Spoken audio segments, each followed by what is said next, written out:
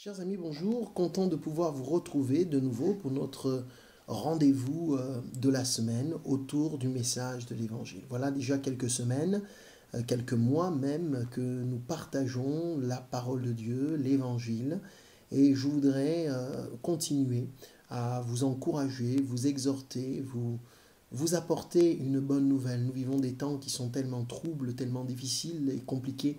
Je continue de penser que le message de l'Évangile que l'on retrouve dans la Bible est un message d'actualité, un message de réconfort, un message qui peut répondre à vos besoins, à vos attentes, à vos interrogations, qui peut susciter en vous ce qu'est le dessein de Dieu pour votre vie.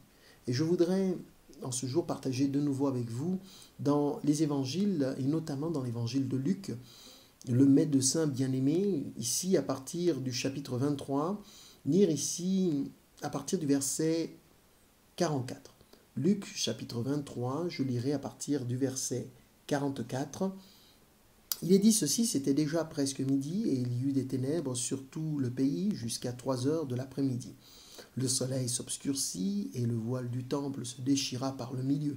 Jésus s'écria d'une voix forte, « Père, je remets mon esprit entre tes mains. » Après avoir dit ces paroles, il expira. Voyant ce qui était arrivé, le centenier rendit gloire à Dieu en disant, « Certainement cet homme était juste. » Amen. Voici un texte qui nous relate les derniers instants du Seigneur Jésus-Christ.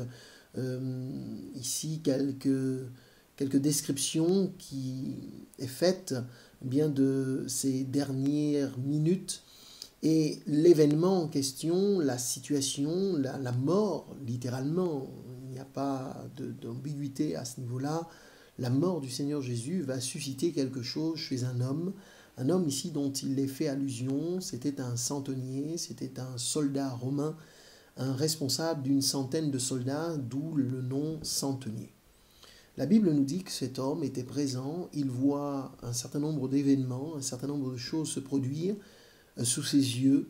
La Bible nous donne quelques détails, des ténèbres sur tout le pays, l'obscurité donc. La Bible nous indique que cette obscurité était prenante, pesante et même durable puisqu'elle est restée là pendant quelques heures. Le soleil s'est obscurci, non pas qu'il allait pleuvoir, mais je vous laisse imaginer cette circonstance décrite ici dans le texte. Il nous est parlé du temple, et dans le temple il y avait un voile. Le temple de l'époque était un lieu sacré, un lieu important, un lieu de religion. Et voici que le rideau qui empêchait le quiconque, le quidam de la rue, d'avoir accès au temple ou de voir ce qu'il y avait à l'intérieur, ce rideau-là va se déchirer. La Bible nous dit par le milieu. Dans un autre évangile, il est même précisé que le rideau se déchirera du haut vers le bas. Voici autant d'événements qui surviennent, auxquels s'ajoutent ici les paroles du condamné à mort, Jésus, qui s'écrie d'une voix forte, « Père, je remets mon esprit entre tes mains. » Puis, après avoir dit ces paroles, la Bible nous dit, il expira. Il rend son dernier souffle après avoir exprimé cette prière, après l'avoir dite à haute voix, de telle sorte que d'ailleurs ceux qui ont écrit les textes les rapportent. « Père, je remets mon esprit entre tes mains. » C'est une situation difficile, tragique. Nous assistons ici à la mort d'une personne, quelque chose qui suscite et qui devrait et qui peut susciter en chacun de nous un certain émoi, parce que nous avons tous les uns les autres été confrontés déjà à cette réalité de la mort, que nous savons ce que cela signifie, nous savons la douleur, la tristesse, la peine, le déchirement que peut produire un tel événement. La Bible ne nous parle pas simplement de la mort, mais elle nous parle de, je l'ai dit, de tout un tas d'événements qui surviennent à ce moment-là. Mon propos ici peut paraître peut-être triste, compliqué, difficile, me direz-vous. Mais voyez-vous, dans ces textes, je retrouve un petit peu toutes ces circonstances qui, aujourd'hui encore, nous marquent, nous interpellent, suscitent, et ou du moins devraient susciter en nous des réflexions, des conclusions, des décisions même, je dirais. Oui, parce que nous voyons de plus en plus d'inquiétudes, de plus en plus de difficultés. La réalité de la mort, ces dernières semaines, ces derniers mois, est devenue quelque chose de tellement pesant. Il nous suffit d'allumer la télé, d'écouter la radio, pour nous rendre compte qu'ici et là, des hommes, des femmes, des enfants, des jeunes, des moins jeunes, meurent. La réalité de la mort nous a beaucoup interpellés ces derniers temps, frappés de plein fouet par tous les événements qui touchent notre société, notre pays. On nous parle des récents intempéries qui ont emporté énormément de monde, au-delà des dégâts matériels. On nous parle de la Covid-19 qui ne cesse de faire des ravages. Voyez-vous donc, le texte que nous lisons ici est bel et bien au cœur de ce qui nous préoccupe. Le texte que nous lisons ici n'est pas loin de la réalité qu'est la nôtre, peut-être du quotidien même qu'est le vôtre. Au-delà de cette réalité de la mort, il y a tous ces événements un petit peu particuliers qui arrivent, qui se produisent. Dans le texte, je l'ai dit, avec cette obscurité qui envahit le pays, avec, dans un autre texte, il parlait même d'un tremblement de terre. Et on assiste ici, nous aussi, à un texte de la Bible qui, bien qu'il a eu lieu il y a près de 2000 ans, ce texte vient se placer au cœur de ce que nous vivons aujourd'hui. Ce texte, écrit dans la Bible bien des siècles avant, vient quelque part en comparaison avec ce qu'est notre quotidien. Nous interpellant donc sur un certain nombre d'événements, de circonstances, tout ce qui, à un moment ou à un autre, vient un petit peu perturber notre paix, notre calme, peut-être notre sécurité, et qui nous font prendre conscience, toutes ces choses qui nous font prendre conscience du fait que nous ne pouvons pas rester indifférents, nous ne pouvons pas avoir l'oreille sourde, nous ne pouvons pas masquer ou faire semblant de ne pas voir. Tout ce qui arrive autour de nous doit nous interpeller, mes amis. Tout ce qui se passe, tout ce qui touche la vie de l'humanité aujourd'hui a un sens et doit impérativement non pas nous plonger dans le désarroi le plus total, non pas nous plonger dans, je dirais, le désespoir, mais au contraire nous permettre de réfléchir. Il y a un texte de la Bible qui dit ceci: « Au jour du bonheur, réjouis-toi. » Puis il est ajouté: « Au jour du malheur, réfléchis. » Il est vrai qu'au jour du bonheur, il faut être heureux, exprimer notre joie. Mais que faut-il faire au jour du malheur? Eh bien, la Bible nous conseille de réfléchir. C'est-à-dire qu'il y a derrière le malheur, derrière une situation, une circonstance impromptue, un imprévu, il y a quelque chose à comprendre, il y a quelque chose à saisir. Le type ici même de réflexion vers lequel nous pourrions aller, l'exemple type du texte que je vous ai lu, la représentation de l'humanité, ce que vous pouvez être vous, ce que je peux être, est représenté dans ce texte par un personnage, ce centenier dont je vous ai parlé il y a quelques instants. Cet homme, comme la Bible l'affirme, assiste à ces événements sous ses yeux, la mort, mais aussi tout le bouleversement géographique, le temps qui change. Il y a même un symbole fort, religieux, qui est bousculé, car ce rideau était vraiment là pour marquer une séparation entre le peuple et, je dirais, une forme d'élite qui seule avait le droit d'entrer derrière le rideau. Et voyez-vous, toutes ces circonstances ont bouleversé cet homme. La Bible nous dit qu'il voit tout cela.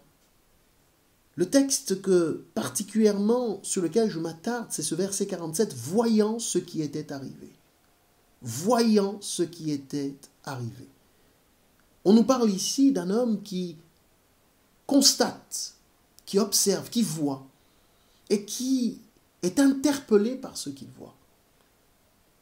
Mes amis, à travers l'exemple de cet homme que nous trouvons dans la Bible, n'avons-nous pas besoin, nous aussi, de réfléchir? Bien des choses arrivent autour de nous, bien des choses se passent. Et beaucoup de choses, on peut le dire, notre société est bouleversée de diverses manières. Notre société est touchée à tous les niveaux. Je ne pense pas qu'il y ait une quelconque catégorie de la société qui aujourd'hui ne soit pas impactée par les choses qui arrivent autour de nous, de loin ou de près, par extension, peut-être parce qu'on connaît un ami, parce qu'on connaît un proche, parce qu'on a un membre de notre famille. Je crois que toute la société est impactée, touchée, bouleversée par tous les événements qui arrivent. Que sont-ils ces événements? La mort, pas que, mais aussi des choses terribles qui arrivent autour de nous, des bouleversements de la société à tous les niveaux, bouleversements de la famille, bouleversements dans les mœurs, bouleversements dans les choses qui étaient établies, bouleversements économiques, bouleversements politiques, bouleversements sociétal, bouleversements dans la façon de voir les choses, la façon de vivre les choses. Les sociologues disent que l'on était arrivé à une ère particulièrement éprouvante. Et il y a tout un rythme de vie qui a été bouleversé. Nos repères, jadis établis, ont été secoués. Et nous pouvons dire qu'il nous faut trouver le moyen de continuer d'avancer. Le centenier ici rassemble toute cette diversité. Le centenier dont la Bible nous parle ici rassemble toutes ces contradictions. Il est confronté à toutes ces choses qui se passent ici. Et la Bible nous parle de sa réaction. Voyant tout cela, cet homme va s'écrier d'une voix forte. Finalement, il va premièrement rendre gloire à Dieu, il nous est dit. Puis, il va dire, certainement cet homme était juste. On est dans un contexte très précis. Jésus vient de mourir, d'expirer, rendre son dernier souffle. Et pourtant, cet homme est en train de rendre gloire à Dieu. Vous me direz, mais qu'est-ce donc? Qu'est-ce à dire? Pour quelle raison est-il en train de rendre gloire à Dieu? Dans de telles circonstances, ne devrait-il pas être triste? En réalité, le propos qu'il tiendra dans la suite nous explique pourquoi il rend grâce à Dieu, pourquoi il lui rend gloire. Parce qu'il vient de prendre conscience de quelque chose. Et en fait, la gloire qu'il rend à Dieu n'est pas l'émanation d'une forme d'indifférence et de distance qu'il prend par rapport à la circonstance, mais bien au contraire, conscient de ce qu'il vient de voir, touché par ce qu'il vient de voir, cet homme vient de réaliser quelque chose. Il y a comme une conviction profonde qui s'installe dans son cœur, qui l'amène et qui le pousse à rendre gloire à Dieu, parce qu'il y a une vérité essentielle qui s'est installée désormais dans sa conscience. Cet homme, dira-t-il, assurément, certainement, était juste.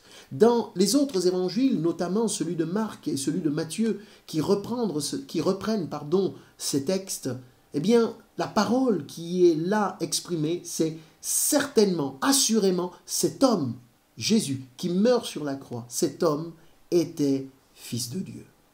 Il y a une conviction qui ressort de la circonstance. Il y a une prise de conscience très forte exprimée par ce centenier. Ayant vu tout ce qui s'est passé, il trouve en Jésus, je dirais, un exemple fort, quelque chose qui va lui permettre de se dire « gloire et gloire soit rendue à Dieu ». Cette circonstance, au lieu de l'anéantir, au lieu de l'arrêter, au lieu de faire mourir cet homme, au lieu de l'entraîner dans des angoisses, dans des questionnements, bien au contraire, ces circonstances vont l'aider à prendre conscience que quelque chose était en train de se passer et que la grâce de Dieu venait d'être accordée aux hommes.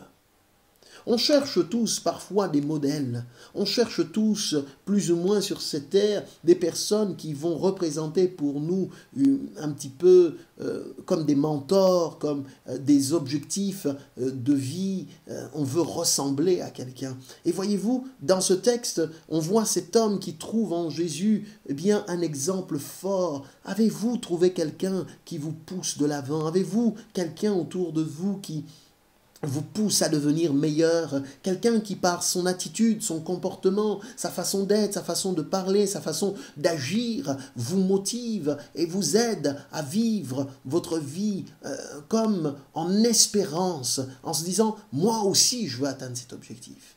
Comment cet homme qui meurt sur la croix peut-il être pour d'autres, pourtant vivants, source d'un encouragement réel? Mes amis, c'est bien cela, la réalité de l'œuvre de l'Évangile dans les cœurs et dans les vies. Le récit de l'Évangile nous rapporte que Dieu a tant aimé les hommes qu'il a donné ce qu'il avait de plus unique, son Fils Jésus-Christ, et qu'il l'a donné pour nous afin que nous soyons sauvés. Comprenez-vous donc ce qui se passe dans le cœur de cet homme, voyant Jésus mourir de la sorte, voyant qu'il rend son esprit entre les mains de son Père, prenant conscience des paroles qu'il avait tenues de son vivant, eh bien cet homme réalise que là, il y a quelque chose en effet qui est en train de se passer. Cet homme était juste, dira-t-il. Autrement dit, cet homme était innocent. Il meurt, mais il était innocent, il n'avait rien fait. Et voilà qu'une conviction forte descend dans son cœur, puisque Marc et Matthieu nous le rapportent, c'était le Fils de Dieu. Alléluia! Il y a donc quelque chose à comprendre, mes amis.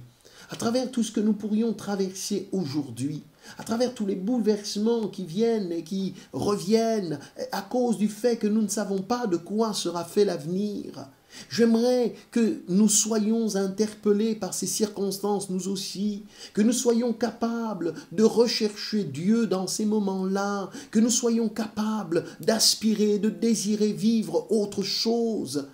Et de dire, peut-être que derrière tous ces bouleversements, peut-être que derrière toutes ces choses qui arrivent et qui ne sont plus, je dirais, du ressort de l'homme, nous faisons ce que nous pouvons et gloire et grâce soient rendues à Dieu pour tous les moyens qui sont déployés ici et là.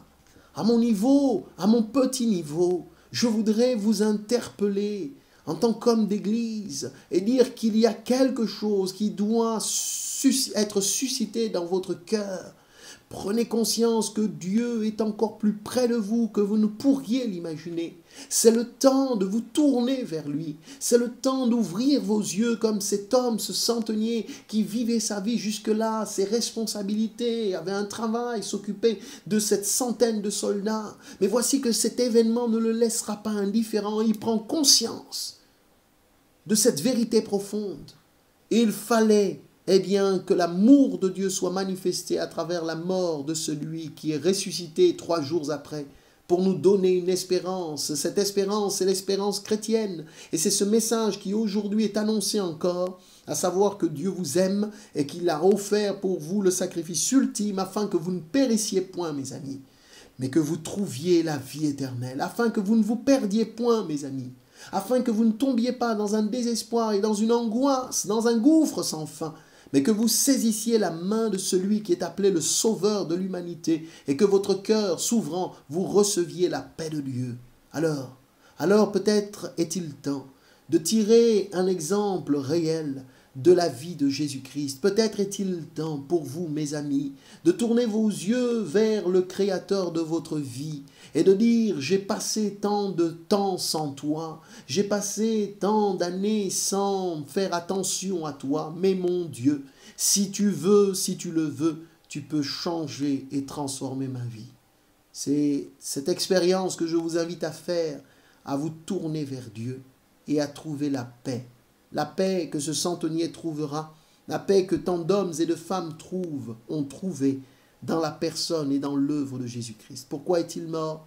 Il est mort pour sauver l'humanité. Il est mort afin qu'à travers sa mort, nous prenions conscience de la vie. Il veut que vous viviez. Alors ne désespérez pas. Comprenez plutôt l'amour de Dieu. Comprenez plutôt qu'il veut vous tendre la main et qu'il veut changer votre vie. Que Dieu vous bénisse. Merci mon Dieu de poser ta main sur les amis qui écoutent ce message. Merci mon Dieu de faire en sorte que les circonstances, quelles qu'elles soient, puissent susciter dans les cœurs de bonnes interrogations et des décisions, celles notamment de se tourner vers toi et de te confier leur vie, leur avenir, parce que tu prends soin d'eux. Au nom de Jésus. Amen.